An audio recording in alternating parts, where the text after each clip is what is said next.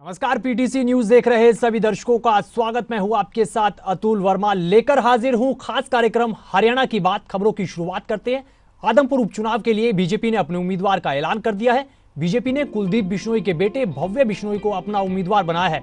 वहीं बीजेपी के उम्मीदवार के तौर पर भव्य बिश्नोई के नाम का ऐलान होने के बाद बीजेपी नेता कुलदीप बिश्नोई ने ट्वीट किया है, जिसमें उन्होंने लिखा है, भव्य बिश्नोई को आदमपुर उपचुनाव में भारतीय जनता पार्टी का उम्मीदवार बनाए जाने पर पार्टी के तमाम शीर्ष नेतृत्व का दिल की गहराइयों से आभार। आदमपुर में कमल खिलाकर जनता एक बार फिर से हमारी पीढ़ियों के रिश्तों को और मजबूती देगी। और इसी कड़ी में हरियाणा के मुख्यमंत्री मनोहर लाल ने भी ट्वीट कर बीजेपी नेता कुलदीप बिश्नोई के बेटे भव्य बिश्नोई को आदमपुर उपचुनाव के लिए शुभकामनाएं दी हैं। सीएम मनोहर लाल ने ट्वीट करते हुए लिखा, उच्च शिक्षा प्राप्त युवा भव्य बिश्नोई निश्चित ही आदमपुर हलके के विकास के साथ साथ उन्हें नई ऊंचाइयों पर ले जाने का काम करेंगे। आदमपुर उपचुनाव में बीजेपी का उम्मीदवार चुने जाने पर मैं उन्हें बधाई देता हूं।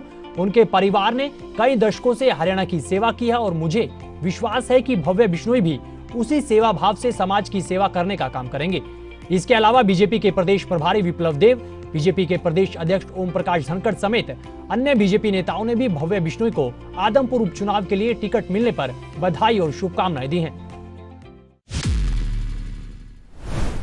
आगे बढ़ते हैं। प्रदेश में पंचायत चुनाव की तारीखों का ऐलान हो चुका है। पंचायत चुनाव को लेकर हरियाणा चुनाव आयोग की तैयारियां कैसी हैं, प्रदेश में कहां-कहां पर पंचायत चुनाव होने जा रहे हैं, क्या कुछ प्रक्रिया रहने वाली है, इन सब पर हरियाणा चुनाव आयोग के सचिव इंद्रजीत सिंह ने पीटीसी न्यूज से खास बातचीत की है। पीटीसी न्यूज संवाददाता वैशाली चौधरी ने उनसे खास बातचीत की है। चलिए आपको सुनाते हैं।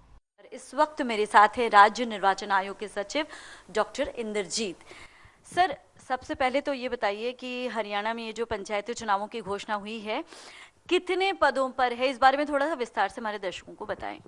जी, इस समय हरियाणा के अंदर क्योंकि 22 जिला परिषद हैं और इसमें जो मेंबर हैं वो 411 हैं।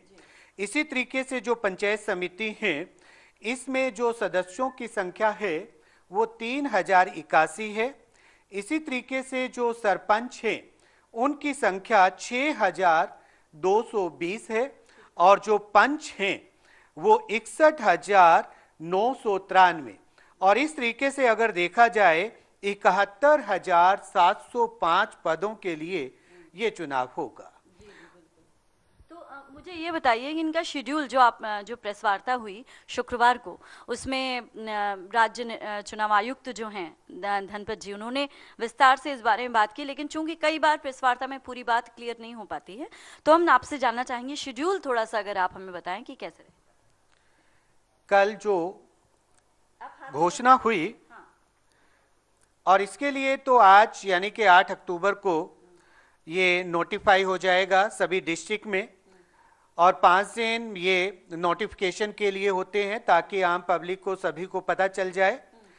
14 से लेकर के 19 अक्टूबर तक अपना नॉमिनेशन पेपर फाइल किया जा सकता है और नॉमिनेशन का जो समय है सुबह 10 बजे से लेकर 3 बजे तक है।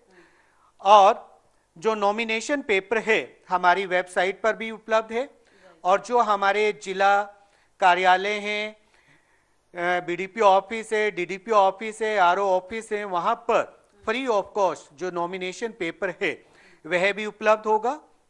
इसके अलावा 20 तारीख को वहां पर स्क्रूटनी होगी, 21 को नाम वापसी है और 3 बजे तक ये नाम वापस लिए जा सकते हैं। 21 को ही 3 बजे के बाद सिंबल अलॉट किए जाएंगे और 21 तारीख को ही जो कैंडिडेट की कंटेस्टेड कैंडिडेट हैं उनकी लिस्ट फाइनल करके चिपका दी जाएगी, तो ताकि सभी को पता चल जाए कि उनके वार्ड से कौन इलेक्शन लड़ रहा है, कौन फाइनल कैंडिडेट है। और 21 के बाद क्योंकि एक प्रक्रिया है, फिर 7-8 दिन कैंपेनिंग के लिए होते हैं, तो पहले चरण में क्योंकि हमने जिला परिषद और पंचायत समिति के जो चुनाव हैं वो पहले रखे हैं 30 अक्टूबर को, और जो पंच और सरपंच के लिए जो मतदाता हैं वो डालेंगे 2 नवंबर को और जो मतदान का समय है सुबह 7 बजे से लेकर 6 बजे तक होगा। और मैं आपके माध्यम से ये बता दूं, कल हमने यानी कि कमीशन ने जो घोषणा की थी 10 जिलों के लिए की थी, लेकिन अब पहले चरण में जो चुनाव होगा वो 9 जिलों के लिए होगा।